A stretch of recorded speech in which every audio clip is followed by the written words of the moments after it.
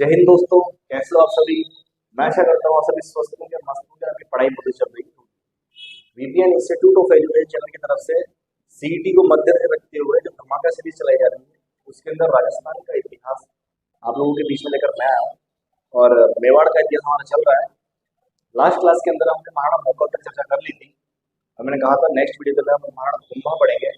दोस्तों आज की वीडियो में हम महाराणा कुंभा पढ़ेंगे, बहुत डिटेल से पढ़ेंगे और कोशिश करेंगे कि महाराणा कुंभा के जो लगभग सभी जो आयाम है उन पर चर्चा कर ले, ताकि एग्जामिनर हमसे इससे संबंधित कोई क्वेश्चन पूछे तो वो हमसे गलत ना हो। ठीक दोस्तों, तो हेडिंग डाल लो महाराणा कुंभा।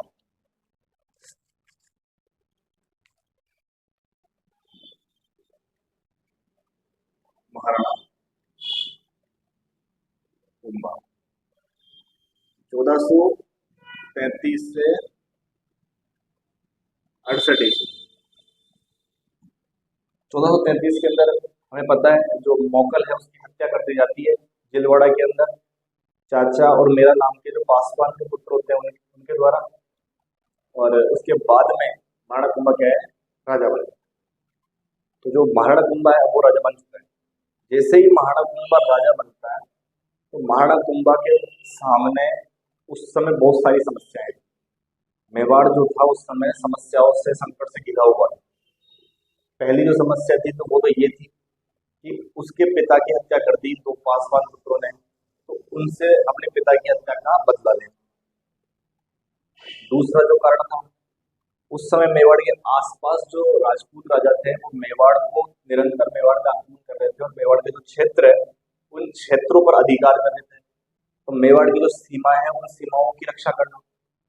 और तीसरी जो समस्या थी जो बहुत इंपॉर्टेंट थी, उन दिनों मेवाड़ की जो शासन व्यवस्था थी उस शासन व्यवस्था में रणबल राठौड़ का वर्चस्व बहुत ज्यादा बढ़ गया था।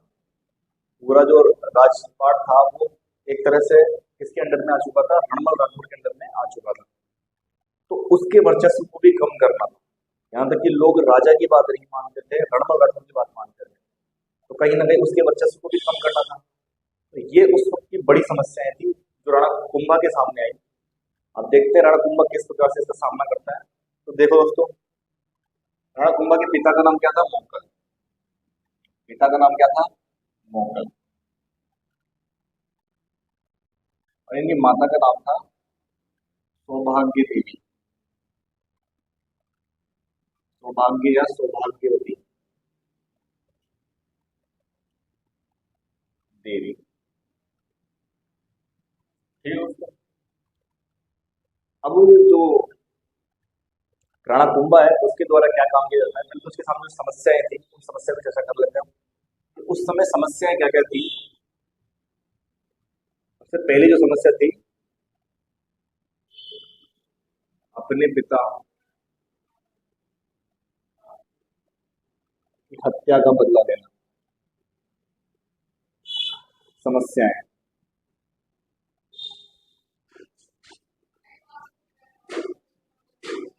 क्या क्या समस्याएं थी। पहली जो समस्या थी वो ये थी कि अपने पिता की हत्या का बदला लेना। दूसरी क्या थी, दूसरी ये थी मेवाड़ के जो सीमावर्ती, मेवाड़ की सीमा का, मेवाड़ की सीमा की रक्षा करना। मेवाड़ की सीमा का रक्षा कैसे करना, पहले हम ये चर्चा कर लेते हैं। अपने पिता की हत्या का बदला लेना। चाचा और मेरा जो पासवान पुत्र थे उनके द्वारा हत्या कर दी गई थी मोगल की। हत्या करने के बाद ये क्या करते हैं, ये जाकर के कोटड़ी नाम की जगह पड़ती है उदयपुर में, वहां जाकर छुप जाते हैं। तो पहला तो उनको वहां से निकाल करके उनकी हत्या करना, ये सब काम रहता है। दूसरा कि जो मेवाड़ की जो सीमा है उसकी रक्षा करना, वो कैसे है कि जो मेवाड़ था,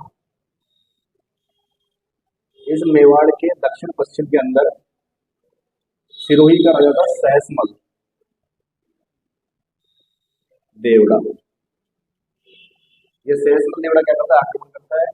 और मेवाड़ का दक्षिण पश्चिमी भाग है, इसके अंदर पूर्वी सिरोही आ गया, बसंतगढ़ आ गया, ठीक है, अचलगढ़ आ गया। इन पे क्या कर लेता है, अधिकार कर लेता है।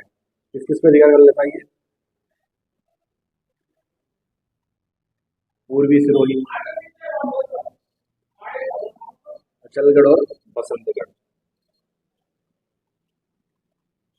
इन पे क्या कर लेता है, अधिकार कर लेता है, सहसमल मेवाड़।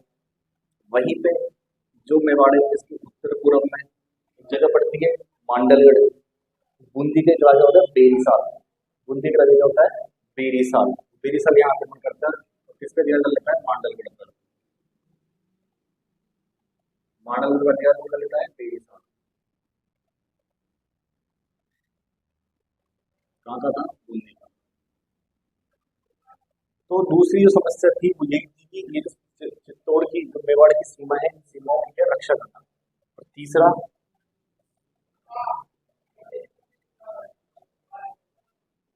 रणमल राठौर के वर्चस्व को समाप्त करना।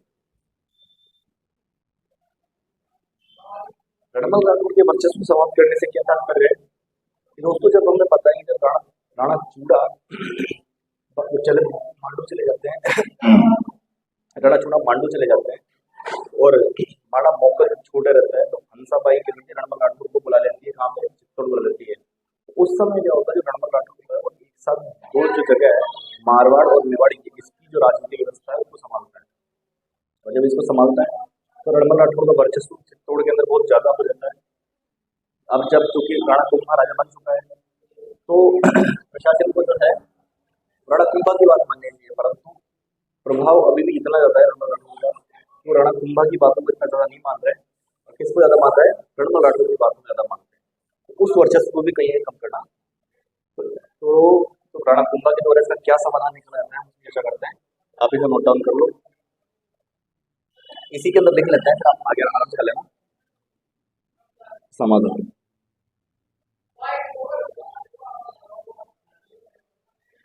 सबसे पहला समाधान क्या करता है राणा कुंभा?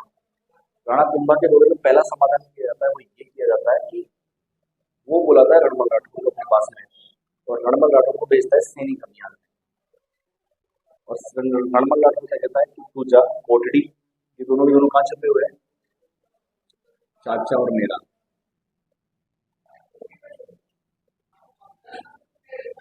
ये दोनों दोनों कोटड़ी में छिपे हुए हैं। उदयपुर में जगह है जिसका नाम है कोटड़ी, कोटड़ी में छिपे हुए हैं। तो रणमल तू जा कोटड़ी, इन दोनों को ढूंढ, इन दोनों को मार। इसके पीछे रणा कुंभा की दो जो विचार है वो ये है कि अगर रणमल राठौर इन दोनों को मार देता है तो पहली समस्या सॉल्व हो जाएगी। अगर जो रणमल राठौर है वो अगर चाचा और मेरा की हत्या कर देता है तो जो उसकी पहली समस्या थी, वह अपने पिता की बदला हत्या का बदल ले लिया। और अगर वो ये नहीं कर पाता है और रणमल राठौर स्वयं मारा जाता है तो तीसरी समस्या सॉल्व हो जाएगी। इस कारण से रणकुंभा क्या करता है, रणमल राठौर को भेजता है कोटड़ी इन दोनों को मारने के लिए। रणमल राठौर जाता है और रणमल राठौर इन दोनों को ढूंढ करके इन दोनों की हत्या कर देता है और खुद जिंदा वापस आ जाता है। रणकुंभा जब देखता है कि रणमल ने उन दोनों की हत्या कर दी, खुद वापस आ गया, तो उसे कहीं ना खुशी होती है कि चलो अपने पिता की हत्या का बदला तो ले लिया। पर कहीं ना कहीं दुख भी होता है कि रणमल राठौर अभी भी जीवित है। ठीक है, तो पहली समाधान क्या करता है कि रणमल राठौर के द्वारा राठौर की सहायता से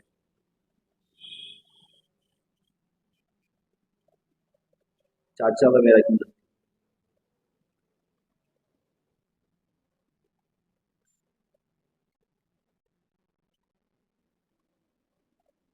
रणमल राठौर की सहायता से चाचा व मेरा की हत्या करवाई। अब दूसरा काम क्या करता है कुंभा? वापस से बुलाता है रणमल को कि रणमल इधर आ। रणमल आता है, हाँ भाई बोल। अब क्या कर, ये जो मेवाड़ है ना, इसके दक्षिण पश्चिमी और उत्तर पूर्वी जगह पर आसपास के जो क्षेत्र है उन्होंने अधिकार कर लिया है। तू क्या काम कर, जा, जा करके ये क्षेत्र मुझे छीन करके दे। कुंभा फिर से सोचता है कि अगर क्षेत्र छीन के दे देता है तो भी बढ़िया बात है, दूसरा कारण सोल्व हो जाएगा। और अगर खुद मारा जाता है तीसरा सोल्व हो जाएगा। रणमल राठौर फिर से जाता है और वो जो सिरोही का सहसमल देवड़ा है उसको हरा करके पूर्वी सिरोही अचलकर वो बसनगढ़ को जीत लेता है। बूंदी के अंदर बेरीसाल को हरा करके मांडलगढ़ का दिया कर लेता है। सारे क्षेत्र कुंभा को ला करके वापस दे देता है कि भाई कुंभा तेरे सीमा के क्षेत्र है वो ये। कुंभा को लगता है कि यार ये चल ठीक है जीत के तो दे रहा है, पर ये खुद क्यों नहीं मर रहा, इसको अभी तो कुछ करना पड़ेगा ना। दूसरा काम क्या करता है कुंभा कि रणमल राठौर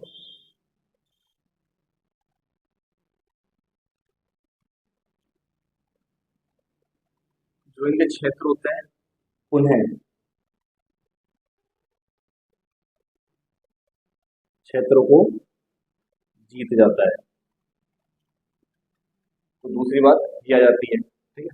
उसको वैसे नोट डाउन करो, फिर हम आगे की चर्चा करते हैं। अब हम बात करेंगे रणमल राठौड़ के वर्चस्व को खत्म करना, कि किस तरह से राणा कुंभा ने रणमल राठौड़ के वर्चस्व को खत्म किया। दोनों काम करवा दिए, दोनों काम हो गए, पर रणमल राठौड़ नहीं मरा। तो राणा कुंभा क्या करता है, आगे की हम जगह करता है, अब इसको उतार लो पटाख पटाख से।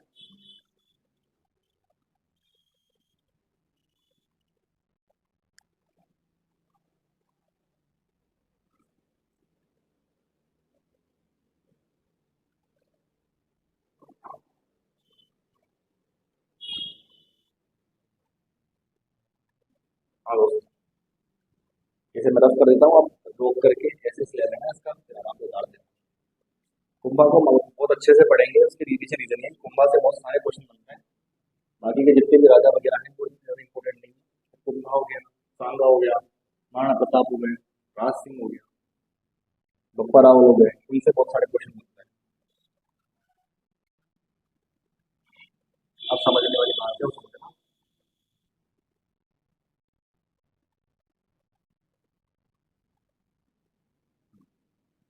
अब कुंभा क्या है, परेशान हो गया रणमल राठौर को भेजते भेजते कि भाई इसको चाचा मेरे की हत्या करने के लिए भेजा, तो ये फिर जिंदा आ गया। तो बूंदी का जो शासक है था उससे युद्ध करने के लिए भेजा, वहां से जिंदा आ गया।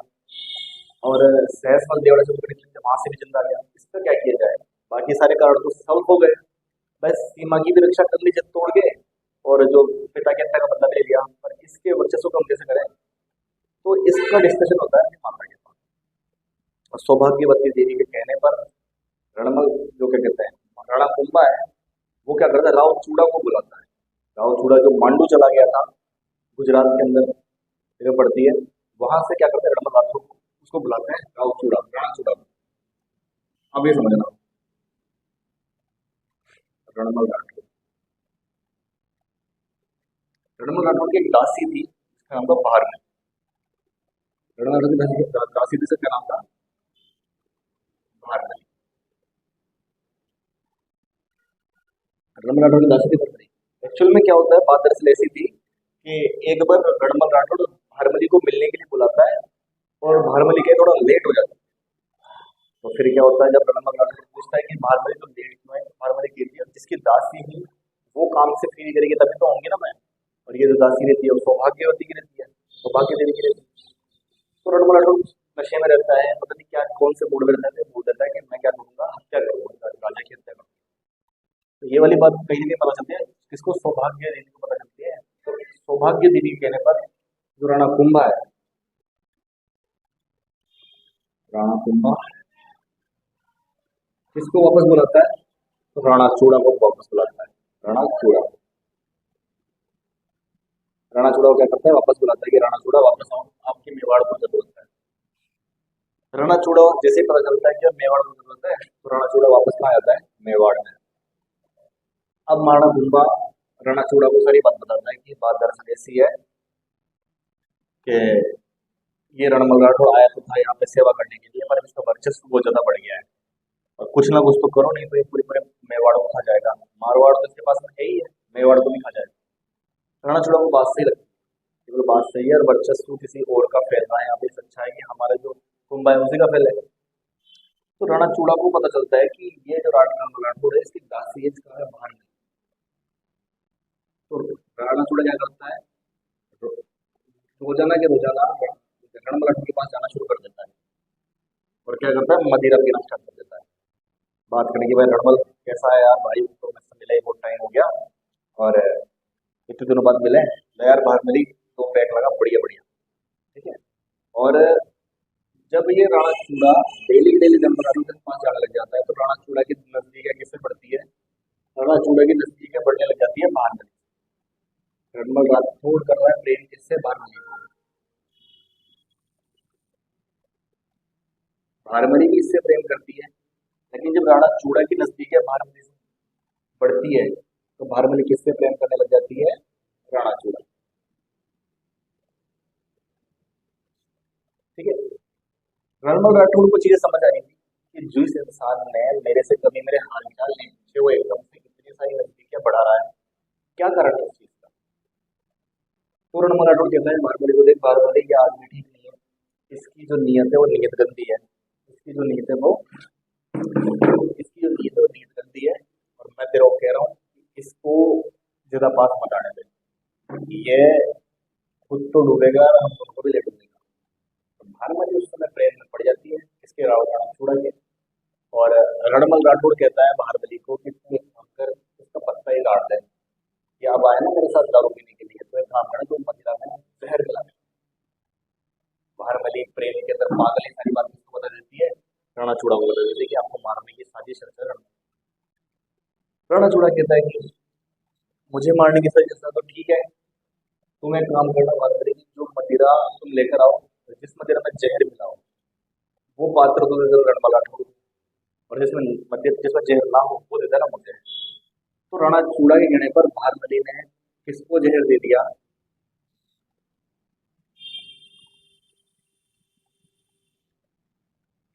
रणमल राठौड़ को जहर दे दिया।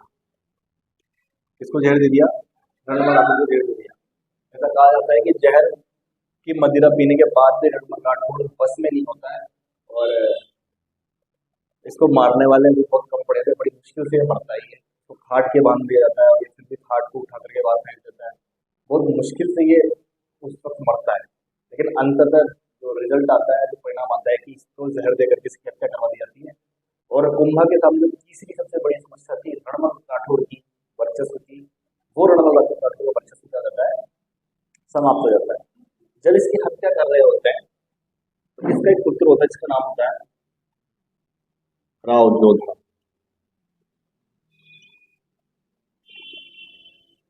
राव जोधा को जब पता चलता है कि पिता की हत्या कर दी गई, तो राव जोधा क्या करता है, भाग जाता है यहाँ से। राव जोधा क्या करता है, यहाँ से भाग जाता है, यहाँ से भाग के कहाँ जाता है सीधा? मंडोर। यहाँ से भाग के कहाँ चल जाता है सीधा सीधा? मंडोर चल जाता है राव जोधा। राणा कुंभा को ये चीज पता चलती है कि राणा जो इसका बेटा है राव जोधा कहाँ भाग गया, मंडोर भाग गया। राणा कुंभा को लगता है कल को ये अपनी सेना इकट्ठी करके वापस से मेवाड़ पे आक्रमण करेगा। तो राणा कुंभा क्या करते हैं, इसको सीधा सीधा मंडोर पे आक्रमण करते हैं, और मंडोर से क्या करते हैं, राव जोधा को खदेड़ देते हैं। क्या कर देते हैं? खदेड़ देते हैं। राव जोधा मंडोर से भागता है। अब राव जोधा को समझ नहीं आता कि जाऊं तो मैं जाऊंगा। कुंभा हर जगह पीछे पड़ गया, अब उसको बचाने वाला कोई नहीं है। तब इसको ख्याल आता है कि इसकी बुआ है, राणा कुंभा की जो दादी है वो कौन है, वो उसकी बुआ है। राणा कुंभा की दादी कौन है? हंसाबाई। अरे हंसाबाई का पुत्री तो था मोकल, और मोकल का कुंभा, कुंभा की दादी हुई। तो कुंभा की दादी तो थी हंसाबाई, और हंसाबाई किसकी बुआ थी? इसकी। तो राव जोधा जाता है हंसाबाई के पास में और कहता है कि बुआ, बात दरअसल ऐसी है कि मैं हूँ या परेशान न रही है, तेरा पोता मेरे को जीने नहीं दे रहा, कुछ तो कर और मेरे को बचा ले, सीधी सी बात है। तो हंसाबाई क्या करती है, राणा कुंभा और जोधा, जो राव जोधा है, दोनों के दोनों ही इसके परिवार संबंधित है। एक तो पीहर है और एक इसका खुद का ससुराल है। तो क्या करती है, इन दोनों के बीच में संधि करवा देती है, और उस संधि का नाम होता है आवड़ बावड़ की संधि। क्या नाम होता है उस संधि का? आवड़ बावड़ की संधि उसका नाम होता है। तो हंसाबाई कौन सी संधि करवाती है इनके बीच में? आवड़ बावड़ की संधि। लिख लो, आवड़ बावड़ की संधि।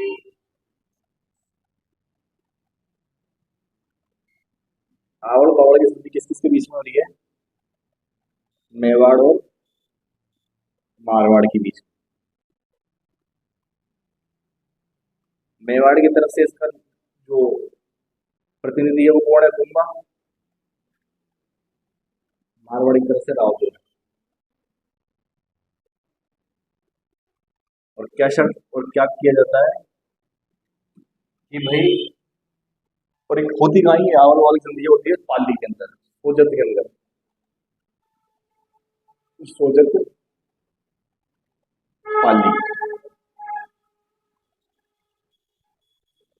ये दोस्तों आवड़ बावड़ की संधि क्या होती है? सोजत पाली में होती है, कुंभा और राव जोधा के बीच में होती है। किसके सहयोग से होती है? हंसाबाई के संयोग से होती है। और क्या कहते हैं ये, सुनना, जो आंवले के पेड़ हैं उस वो तो सीमा तक ग्रहण करेंगे किसके, मेवाड़ की। और जहाँ पे बबूल के पेड़ हैं वो किसकी सीमा ग्रहण करेंगे, मारवाड़ की। और इसका जो बीच का केंद्र बनाया जाता है किसको बनाया जाता है, पाली को बनाया जाता है। ठीक है, पाली के उत्तर के अंदर मारवाड़, पाली के दक्षिण में मेवाड़। तो इस तरह जाकर के इन दोनों के बीच में संधि हो जाती है। और इस संधि के साथ साथ एक काम और होता है कि रावदूता की पुत्री होती है जिसका नाम होता है श्रृंगार कंवरी। क्या नाम होता है उसका, श्रृंगार कंवरी।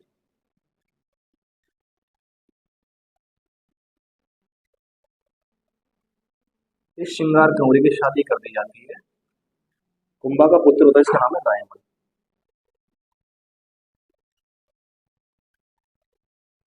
तो श्रृंगार कंवरी और रायमल की शादी कर दी जाती है, कौन सी संधि के तहत, आवड़ बावड़ की संधि के तहत। ठीक है दोस्तों, तो उतार लो। वैसे उतारने की चीज नहीं है, समझने वाली चीज थी है। आप तो सिर्फ ये उतार लो, आवड़ बावड़ में। एक काम करता हूँ, हम लोग को लिखवा दो ये। आप लिखो कि आवड़ बावड़ की संधि, इस सन डाल लेना, सी कम होती 1453 में। इसका स्क्रीनशॉट ले लो, समझने की चीज थी। आगे बात करते हैं। तो इस तरह से मेवाड़ मारवाड़ की संधि हो जाती है और मेवाड़ मारवाड़ अपने अपने क्षेत्र में अब आराम से रह रहे हैं।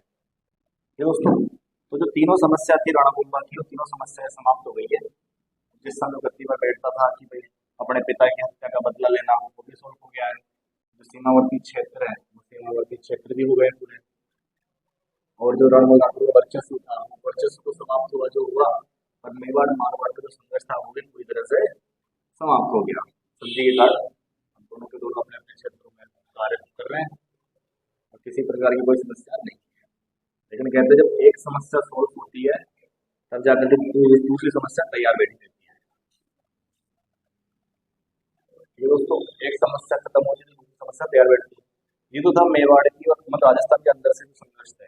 अब मेवाड़ और मालवा, ठीक है, अब हम इनकी संघर्ष की चर्चा करते हैं। अब बात करते हैं मेवाड़ मालवा संघर्ष। मेवाड़ व मालवा संघर्ष।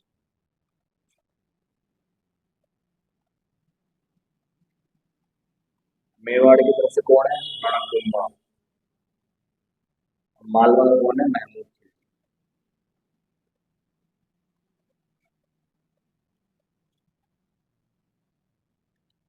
ठीक है दोस्तों, तो रणकुंभा और महमूद खिलजी के बीच में क्या कारण बन जाते हैं कि भाई दोनों के बीच में युद्ध के कारण बन जाते हैं। तो सबसे पहला जो कारण बनता है वही होता है कि जो कुंभा के जो विद्रोही थे ना, जैसे चाचा का पुत्र था एक, इसका नाम था एका। इसका नाम क्या था, एका। चाचा और मेरा आपको बताइए कुंभा के जो पुत्र है, पिता के हत्यारे, उनका पुत्र होता है एका। एक का नाम होता है महता पंवार और होता है खेमकर्ण। इन तीनों को क्या करता है, महमूद खिलजी शरण दे देता है।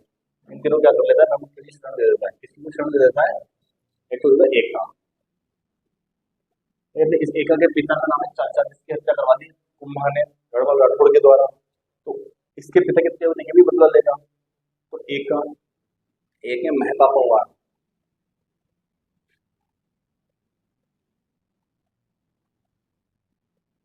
और एक है, एक का हो गया महता पंवार चाचा का पुत्र। चाचा नाम है उसका, रिश्ते में चाचा नहीं लगता। एक का महता पंवार और एक है खेमकर्ण। ये कुंभा का भाई था, विद्रोह कर दिया था, कुंभा का विद्रोही भाई। इन तीनों को शरण दे देता है कौन, महमूद खिलजी। कुंभा कहता है कि दे, तीनों को मेरे हवाले कर दे, अब मेरे दुश्मन है, मेरे वो है अपराधी, तू क्यों फालतू में उल्टा तीर दे रहा है। महमूद खिलजी मना कर देता है कि नहीं, शरणागत की आई रक्षा करना ही मेरा उद्देश्य है। फिर जो भी रहा हो। एक और बात होती है, जो क्या होती है, कुंभा क्या करता है, यहाँ पे कुंभा के द्वारा काम कर दिया जाता है। तो कुंभा क्या काम करता है, जो महमूद खिलजी है, इसका एक युद्ध होता है उमर खां से। इसका युद्ध किसके साथ, उमर खां से इसका युद्ध होता है। तो कुंभा क्या करता है, उस उमर खां की सहायता कर देता है। कुंभा किसकी सहायता कर देता है, कुंभा उमर खां की सहायता कर देता है। कुंभा को लगता है कि तुमने जब मैंने विद्रोही को शरण दिए तो मैं भी तेरे को नहीं छोड़ूंगा। तो एक होता है उमर खां। उस उमर खां से युद्ध होता है किसका? महमूद खिलजी का। और इस उमर खां से महमूद खिलजी का युद्ध होता है, इसके अंदर सहायता किसी करता है? कुंभा। कुंभा सहायता करता है इसकी। तो इस बात से महमूद खिलजी काफी नाराज हो जाता है। तो ये दो सफिशिएंट कारण होते हैं इनके बीच में संघर्ष करने के। ठीक है, तो ये जो कारण है, कारण लिखो ये। तो कारण सबसे पहला तो महमूद खिलजी के द्वारा चाचा का पुत्र एका महबूबा खेमगढ़ कुंभा का विद्रोही भाई था को शरण देना। दूसरा, उमर खां वर्सेस महमूद खिलजी के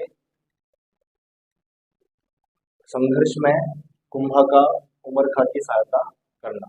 इस कारण से क्या होता है, इन दोनों के बीच में संघर्ष की स्थिति बन जाती है और ये दोनों दोनों संघर्ष करते हैं। फिर इन दोनों के बीच में युद्ध होता है। उस युद्ध का नाम होता है सारंगपुर का युद्ध, या उसे कहते हैं मालवा का युद्ध। कब होता है? 1437। 1437 में युद्ध होता है इनके बीच में, सारंगपुर का युद्ध। सारंगपुर का युद्ध इसे क्या कहते हैं? इसे कहते हैं मालवा का युद्ध।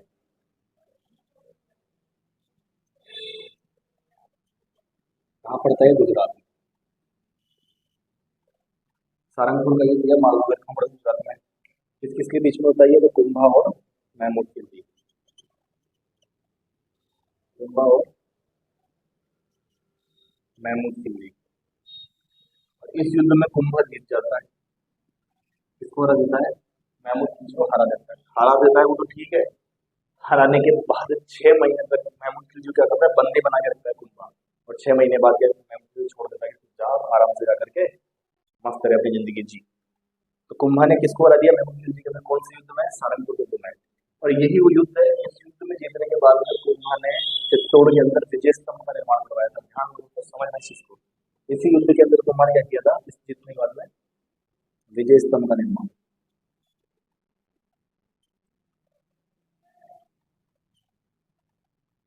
विजय स्तंभ का निर्माण करवाता है। फिर दोस्तों को नोट डाउन करूंगा इसको, फिर हम आगे बढ़ते हैं। अब कुंभा की युद्ध की युद्ध करिएगा, अच्छे से नोट डाउन कर लो।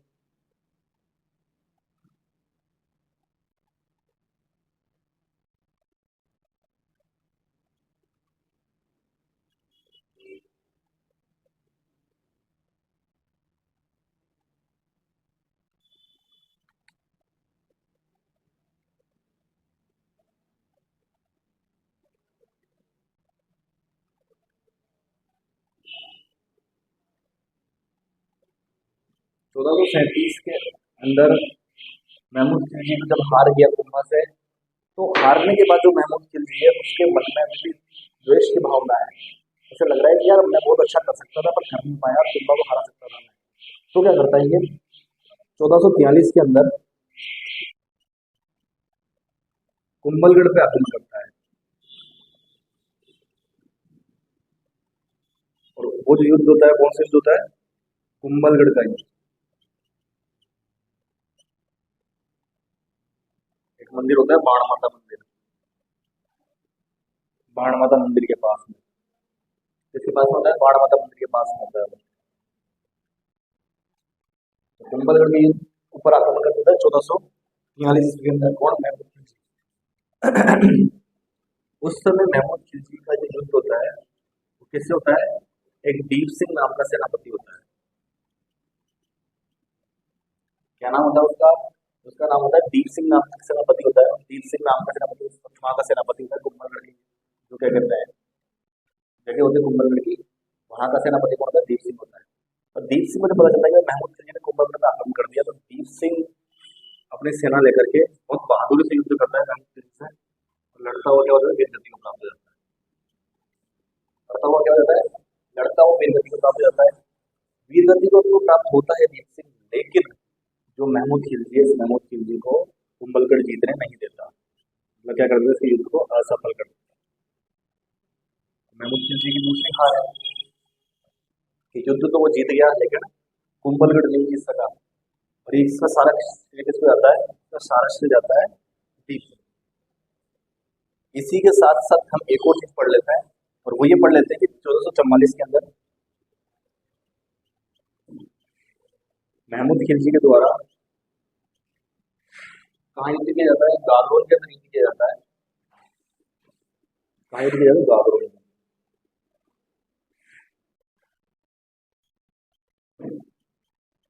कंटिन्यू साथ पढ़ रहे हैं, कौन से? महमूद खिलजी वर्सेस पालन सिंह। और इस युद्ध के अंदर महमूद खिलजी जीत जाता है और पालन सिंह हार जाता है। पालन सिंह के द्वारा केसरिया पर ले जाता है और महमूद खिलजी इस युद्ध के अंदर जीत जाता है। तो ये साथ के साथ अब पढ़ रहे थे महमूद खिलजी का, तो साथ साथ गागरों के युद्ध हमने पढ़ लिया। ये दूसरा युद्ध है गागरों का युद्ध। ये क्या है? गागरों का दूसरा साका कहलाता है। गागरों का सेकंड साका। गागरों का क्या है? गागरों का सेकंड जो साका है वो यही है। पहले साके की मैंने बात की थी, मोकल की पुत्री लीला मेवाड़ी अचलदास खींची, होशंग शाह गुजरात का आक्रमण कर रहा है और जो अचलदास खींची है वो उस युद्ध में केसरिया कर रहा है, लीला मेवाड़ी जोहर कर रही है। तो वो था गागरों का पहला साका जो 1423 ईस्वी के अंदर हो रहा है। अचलदास खींची ने बचने का शिवदास गार्डन में जो बुक लिखी है उसके द्वारा हमें पता चलता है उस युद्ध के अंदर। दूसरे जो साका है वो ये है, लगे हाथ हमने ये नहीं पढ़ लिया। ठीक है दोस्तों, नोट डाउन कर लो इसको, नोट डाउन कर लो, फिर आगे आगे बात करते हैं। अब बात करेंगे हम गुजरात, मेवाड़ और गुजरात संघर्ष। तो मेवाड़ गुजरात के अंदर क्या क्या संघर्ष हुआ है, मेवाड़ गुजरात के अंदर क्या दिक्कत आ गई है, इसकी हम चर्चा करेंगे।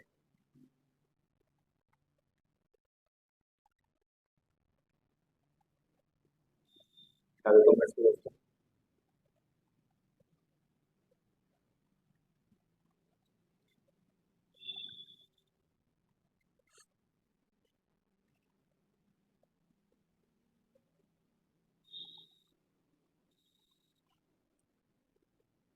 ये मेवाड़ मालवा संघर्ष था। अब हम करेंगे मेवाड़ गुजरात संघर्ष।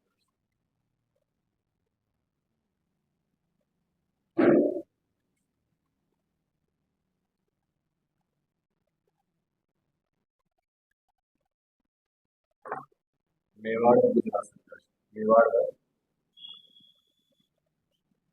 गुजरात संघर्ष।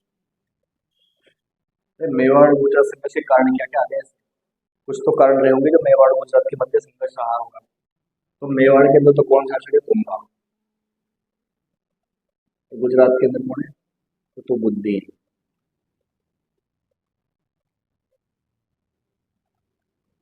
कुतुबुद्दीन शाह। अब इनके बीच में वर्सेस युद्ध के क्या क्या कारण बनते हैं इसके बीच में? ठीक है, तो उसको गुजरात के अंदर क्या है, जिस व्यक्ति का शासक उसका नाम है फिरोज खान। समझ रहे इस चीज को? फिरोज खान क्या था? शासन था किसने? गुजरात। और 1456 में क्या आती है? इसकी मृत्यु हो जाती है। तो मृत्यु होती है इसकी 1456 में। क्या होता है? फिरोज खान क्या होता है? मृत्यु हो जाती है। अब जो 1456 है, उस 1456 में किसकी मृत्यु हुई है? फिरोज खान की मृत्यु हुई है। तो जो इसकी गद्दी पर है इसका पुत्र बैठेगा। इसके पुत्र का नाम है शम्स खान। इसके पुत्र का नाम क्या है? शम्स खान।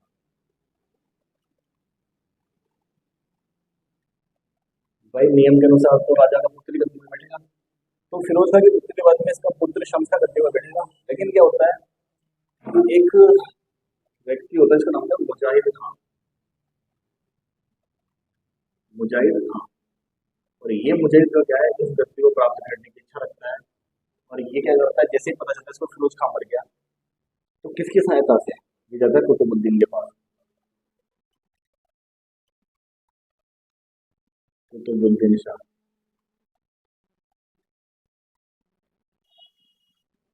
इस कुतुबुद्दीन के पास जाता है। इस कुतुबुद्दीन के समर्थन से किस पे अधिकार कर लेता है? गद्दी पे अधिकार कर लेता है। ये तो खुद बन जाता है राजा। लात किसके पड़ जाती है? लात पड़ जाती है शम्स खान के। अब हकदार कौन है? हकदार है शम्स खान, परंतु गद्दी पे बैठे कौन? मुजाहिद खान बैठे गद्दी पे। गद्दी पे मुजाहिद लग गया। तो जो शम्स खान है, ये शम्स खान जाता है कुंभा के पास। कुंभा के पास जाता है। कुंभा के पास जाता है, कुंभा को से सहायता मांगता है कि कुंभा मेरी सहायता कर, कुंभा मेरी सहायता कर। गद्दी पे अधिकार था मेरा, पिताजी की मृत्यु हुई मेरी, राजा बनूंगा मैं, परंतु मुजाहिद खान ने कुतुबुद्दीन के समर्थन से गद्दी दिया नहीं, तो मेरी सहायता कर।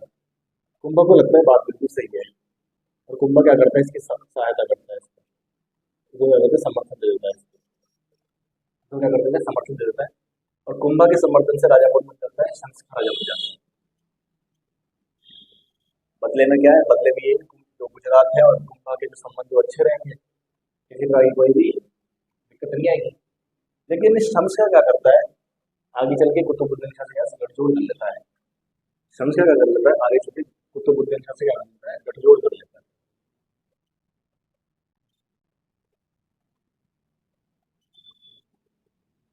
कि भाई तुम भी मुसलमान, मैं भी मुसलमान, तुम दोनों मुसलमान, तू उसका साथ क्यों दे रहा है, अपन दोनों साथ रहेंगे, अपन दोनों बढ़िया रहेंगे। इस चीज से गुस्सा आता है किसको, इस चीज से गुस्सा आता है किस, कुंभा को गुस्सा आता है। और ये जो पूरी जो वारदात है, नागौर के उत्तराधिकार की है। नागौर के, गुजरात का तो संघर्ष है, गद्दी गुजरात की मूर्ति गद्दी है नागौर की। ये नोट डाउन कर लेना अपने आप को, कि जो गुजरात का तो शासक है वो कुतुबुद्दीन शाह है। फिर फिरोज खा का, फिरोज का गुजरात का नहीं है, फिरोज खा जो है वो है नागौर का। ये चीजें कंफर्म कर, क्लियर कर लेना। नागौर के उत्तराधिकार, ठीक है। इस नागौर के उत्तराधिकार के लिए संघर्ष हो रहा है। उस नागौर का ही राजा कौन है, इस नागौर का राजा है फिरोज खा। इसकी मृत्यु के बाद में नागौर का अधिकार कौन कर लेता है, मुजाहिद खां। किसकी सहायता से, गुजरात की कुतुबुद्दीन शाह की सहायता से। कुंभा को जब पता चलता है कि शम्स खां ने गठजोड़ कर लिया कुतुबुद्दीन शाह से, तो कुंभा आक्रमण करता है किस पे, नागौर पे आक्रमण करता है। किस पे आक्रमण करता है, नागौर पे। नागौर का आक्रमण।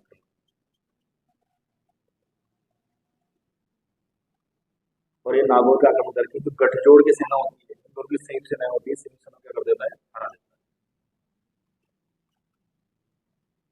इन दोनों की संयुक्त सेना है, संयुक्त सेना क्या कर लेता है, संयुक्त सेना को हरा देता है। और कुंभा, ठीक है दोस्तों। तो यहाँ से जो गुजरात का जो संघर्ष है, संघर्ष की शुरुआत होती है। और अब क्या हो रहा है कि कुंभा इनडायरेक्टली किससे उलझ रहा है, कुतुबुद्दीन शाह से। इन दोनों के मध्य युद्ध का कारण बन रहा है, क्योंकि इन दोनों की गठजोड़ सेना को कुंभा हरा रहा है। इसका आंसर क्या होता है, संघर्ष होता है। ठीक है दोस्तों, अब बात करते हैं आगे की। आगे की हम चर्चा कर लेते हैं। अब जैसे ही कुंभा ने नागौर पर आक्रमण कर दिया, कुतुबुद्दीन शाह और शमशानी सेना हरा दिया, तो कुतुबुद्दीन शाह क्या करता है, कुंभा का विद्रोह विरोधी ढूंढता है। कुंभा क्या ढूंढता है, कुंभा का विद्रोही ढूंढता है। और उसे मिलता है महमूद खिलजी, मालवा का महमूद खिलजी। तो कुतुबुद्दीन शाह जो गुजरात का है, और महमूद खिलजी जो मालवा का है, इन दोनों के मध्य एक संधि होती है जिसका नाम होता है चंपानेर की संधि। इससे बहुत बार क्वेश्चन बनता है, और इसे नोट डाउन कर लेना। कौन सी संधि कर, कौन संधि करेंगे हम, चंपानेर की संधि, 1456 में। 1456 ईस्वी के अंदर एक जगह पड़ती है चंपानेर, चंपानेर की संधि की जाती है। किस किस के बीच में होती है, होती है गुजरात और मालवा। गुजरात को तो कौन है, कुतुबुद्दीन शाह।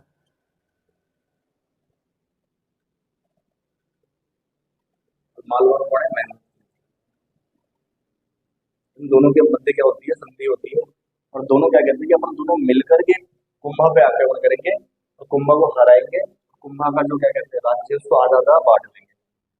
महमूद को लगता है कि यार मैंने इतनी बार कुंभा को हराने की कोशिश की, हरा नहीं पाया। पर कुतुबुद्दीन शाह कह रहा है तो बात सही है। कुतुबुद्दीन शाह किसके कहने में आता है, कुतुबुद्दीन महमूद किस चीज से कहने में आता है, कुतुबुद्दीन शाह के कहने में आता है। अब क्या होता है, कुंभा का जो सीधा युद्ध किससे नहीं होता, कुतुबुद्दीन से सीधा युद्ध तो हो नहीं रहा कुंभा का। तो यहाँ पे कुंभा क्या करता है, अपने सूझबूझ का परिचय देता है, अपनी राजनीति का परिचय देता है। तो कुतुबुद्दीन शाह से कहता है कि यार तेरी और मेरी तो सीधी लड़ाई है नहीं, तो फिर तू क्यों फालतू में संधि कर रहा है मेरे खिलाफ? सही बात है नहीं, अपन क्यों लड़ रहे फालतू में। ये बात किससे समझ में आ जाती है, कुतुबुद्दीन शाह को समझ में आ जाती है।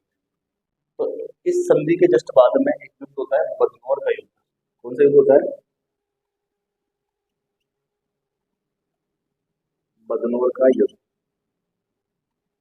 और ये जो बदनौर का युद्ध है, इस बदनौर के युद्ध की जो बात सुनो। ये जो बदनौर का युद्ध है, इस बदनौर के युद्ध 1457 के युद्ध होता है। और कुतुबुद्दीन शाह सीधा कुंभा से युद्ध नहीं करता। कुंभा से जो सीधा युद्ध करता है वो महमूद खिलजी करता है। बदनौर का युद्ध 1457 ईस्वी। कुंभा वर्सेस महमूद खिलजी। महमूद खिलजी को कुंभा हरा देता है इस युद्ध में। इस युद्ध में कौन जीत गया? इस युद्ध में जीत गया महाराणा कुंभा। कौन से युद्ध में? बदनौर के युद्ध में। इसको हरा करके, महमूद खिलजी को हरा करके।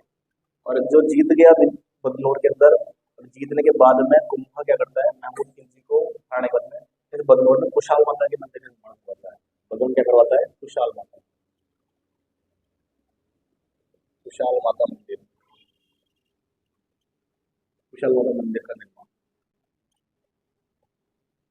कुशाल माता मंदिर के निर्माण क्या करवाता है? निर्माण करवाता है। तो ये था कुंभा का मेवाड़ में का संघर्ष। दोस्तों जो चीजें मैंने बताई है तो सारी की सारी इंपॉर्टेंट है, नोट डाउन करते चलना। आज की क्लास में इतना ही पढ़ेंगे, और जो नेक्स्ट क्लास है अब उसके अंदर हम कुंभा की जो सांस्कृतिक उपलब्धियां हैं, स्थापत्य कला है, दरबारी विद्वान है, मतलब युद्ध का जो भी था कुंभा का, वो हमने लगभग सारा पोर्शन क्लियर कर लिया है। अब उसकी जो सांस्कृतिक उपलब्धियां हैं, स्थापत्य कला है, दरबारी विद्वान है, उसके जो ग्रंथ है, उसकी जो उपाधियां हैं, उन सबकी चर्चा हम नेक्स्ट क्लास में करेंगे। ठीक है दोस्तों, वीडियो अच्छी लगे तो उसे लाइक शेयर कमेंट करना, और ज़्यादा से ज़्यादा से और लोगों को शेयर करना। मिलते हैं नेक्स्ट क्लास में।